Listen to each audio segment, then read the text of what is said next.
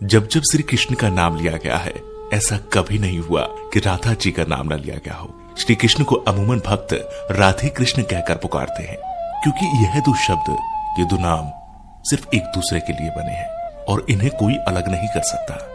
लेकिन तब क्या हुआ था जब कृष्ण को राधा को छोड़कर जाना पड़ा? बिना कृष्ण के आखिर राधा कैसे रही होगी? ये सवाल ही मन में व्याकुलता पैदा कर देता है। आज हम राधा के जीवन के वो पन्ने पलटने जा रहे हैं जिसके बारे में हम में से ज्यादातर लोगों को कुछ नहीं पता होगा। कृष्ण से राधा और राधा से कृष्ण को कोई जुदा नहीं कर सकता, लेकिन हालात और वक्त ने इन्हें भी नहीं बख्शा। यह हम सभी जानते हैं कि कृष्ण का बचपन वृंदावन की गलियों में बीता। नटखट नंदलाल अपनी लीलाओं से सभी को प्रसन्न करते तो कुछ को परेशान भी करते, लेकिन कृष्ण के साथ ही वृंदावन की खुशियां थी। कृष्ण ने अपनी बांसुरी की मधुर ध्वनि से अनेकों गोपियों का दिल जीता, लेकिन सबसे अधिक यदि कोई उनकी बांसुरी से मोहित था तो वो राधा थी। लेकिन राधा से कई ज्यादा प्यार कृष्ण उन्हें करते थे।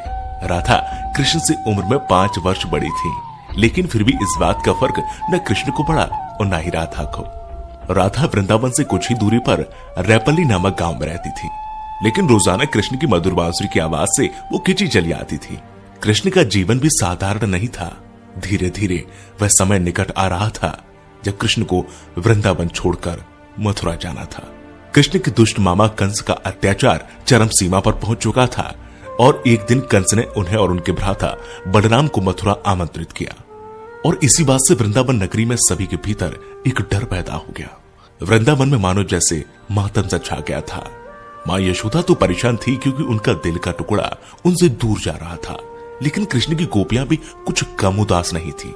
दोनों को लेने के लिए कंस के द्वारा रथ भेजा गया, जिसके आते ही सभी ने उस रथ के आसपास घेरा बना लिया, ये सोचकर कि कृष्ण को नहीं जाने देंगे। उधर कृष्ण को राधा की चिंता सताने लगी थी और वे सोचने लगे थे कि जाने से पहले एक बार राधा से मिल ले। मौका पाते ही वे छिपकर वहां से निकल गए और फिर उन्हें राधा मिली, जिसे देखते ही वह कुछ कह न सके। राधा कृष्ण के इस मिलन की कहानी बहुत अद्भुत है। दोनों ना तो कुछ बोल रहे थे और ना कुछ महसूस कर रहे थे, बस चुप थे।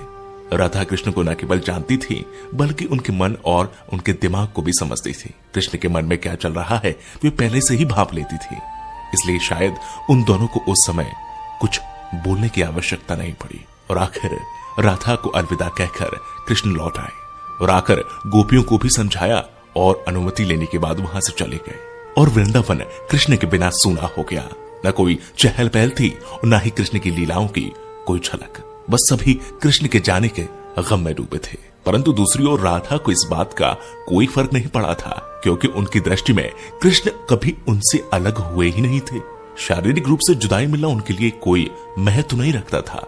यदि कुछ महत्वपूर्ण था तो राधा कृष्ण का भावनात्मक रूप से हमेशा जुड़ा रहना। कृष्ण के जाने के बाद राधा पूरे दिन उन्हीं के बारे में सोचती रहती और ऐसे ही लंबा अरसा बीत गया। लेकिन आने वाले समय में राधा की जिंदगी क्या मोड़ लेने वाली थी उन्हें इसका अंदाजा भी नहीं था। जो हर लड़की के साथ होता है वही राधा के साथ भी हुआ। माता पिता के दबाव में आकर राधा को विवाह करना पड़ा और विवाह के बाद अपना जीवन संतान घर गृहस्थी के नाम करना पड़ा। लेकिन दिल के किसी कोने में अब भी कृष्ण मौजूद थे। दिन बीतते गए, वर्ष बीत गए और समय आ गया था कि अब राधा काफी वृद्ध हो गई थी। और फिर एक रात वे चुपके से घर से निकल गई और घूमते घूमते कृष्ण की द्वारिका नगरी जा पहुंची। वहां पहुंचते ही उन्होंने कृष्ण से मिलने के लिए निवेदन किया, लेकिन पहली बार उन्हें मौका प्राप्त तब हुआ जब कृष्ण काफी लोगों के बीच घिरे हुए खड़े थे।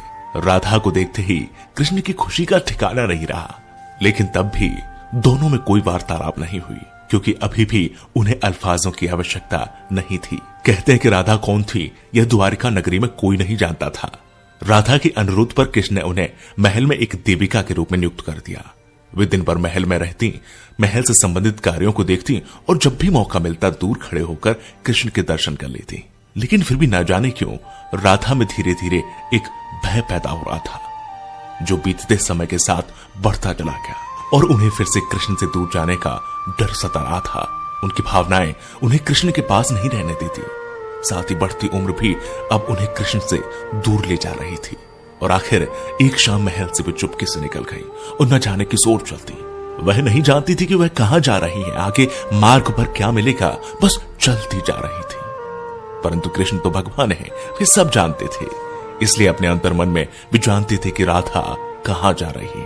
फिर वह समय आ गया जब राधा को कृष्ण की आवश्यकता पड़ी। वह अकेली थी, बस किसी तरह कृष्ण को देखना चाहती थी। और जैसे ही यह तमन्ना उनके मन में आई, कृष्ण उनके सामने प्रकट हो गए। कृष्ण को अपने सामने देखकर राधा खुश हो गई। परंतु दूसरी ओर वह समय निकट आ गया था जब राधा अपने प्राण त्याग कर दुनिया को अलविदा कहना चाहती थी। कृष्ण ने राधा से प्रश्न किया, कहा कि वे उनसे कुछ मांगे, लेकिन राधा ने मना कर दिया। कृष्ण ने फिर से कहा कि जीवन भर राधा तुमने मुझसे कभी कुछ नहीं मांगा। कृष्ण के अनुरोध पर राधा ने उनसे आखिरी बार बांसुरी बजाने के लिए कहा और कृष्ण बिना देरी किए बांसुरी को निकाला और बेहद मधुर धुन बजाने लगे। और बांसुरी की आवाज जैसे ही उनके कानों में गई, राधा ने अपनी आंखें बंद कर ली और धीरे धीरे राधा ने अपना शरीर त्याग दिया और दुनिया से चली गई। उनके जाते ही कृष्ण ने राधा को अपनी गोद में ले लिया और राधा से चिपटकर रोने लगे।